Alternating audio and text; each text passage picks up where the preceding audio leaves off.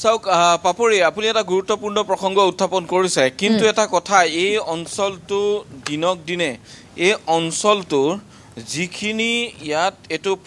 সত্য কথা যে ইয়াত যিখিনি লোক পূৰ্বৰ পৰা এই অঞ্চলত বাস কৰি আহিছিল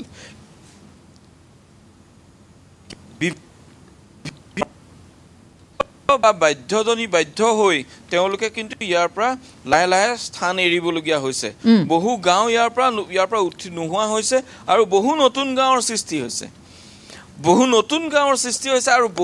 বহু লোকে ইয়াৰ পৰা নিজৰ ঘৰ এৰি মাটি বিক্ৰী কৰি গুচি গৈছে যোৱা সকল কোন অহা সকল কোন সেয়া আমি ক'বলৈ নাযাওঁ সেয়া নিশ্চয় সকলোৱে বুজি পাব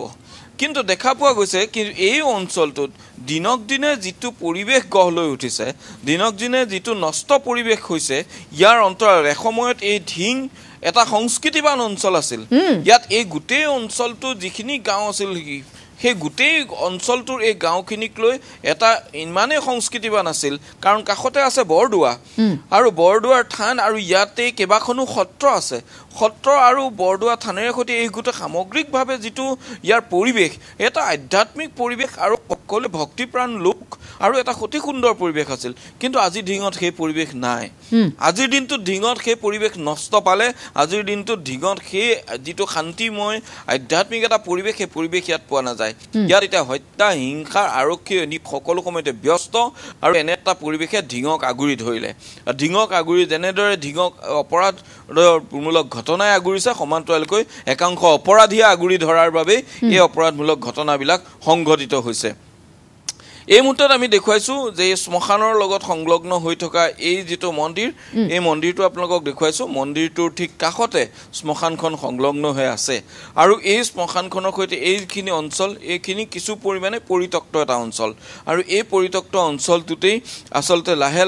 লাহে এইখিনি এনে ধৰণৰ অপকৰ্মবিলাক লাহে লাহে বিয়পিবলৈ ধৰিলে মই এই মুহূৰ্তত দেখুৱাইছো যিখন শ্মশানৰ কথা আমি কৈছিলো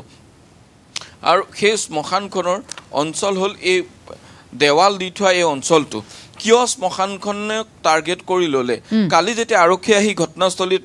পাপৰি অভিযান চলাইছিল তেওঁলোকে স্নিফাৰ ডগ আনিছিল বিমল আমি অভিযানৰ কথাখিনি আপোনাৰ জৰিয়তে আমি বিস্তৃতৰ ওপৰত লবলৈ চেষ্টা কৰিম আমাৰ বাতৰিত কিছু সময়ৰ বাবে বিৰতি ল'ব লাগিব মই বিৰতিটো লৈ লবলৈ বিচাৰিছো তাৰ পাছত আমি বিস্তৃতৰ ওপৰত কালিৰ দিনটোত কেনে ধৰণে অভিযান চলাইছিল আৰক্ষী সেই সন্দৰ্ভত আপোনাৰ সৈতে কথা পাতিবলৈ চেষ্টা কৰিম আপুনি হাজু হৈ থাকক মই এটা বিৰতি লৈ লৈছো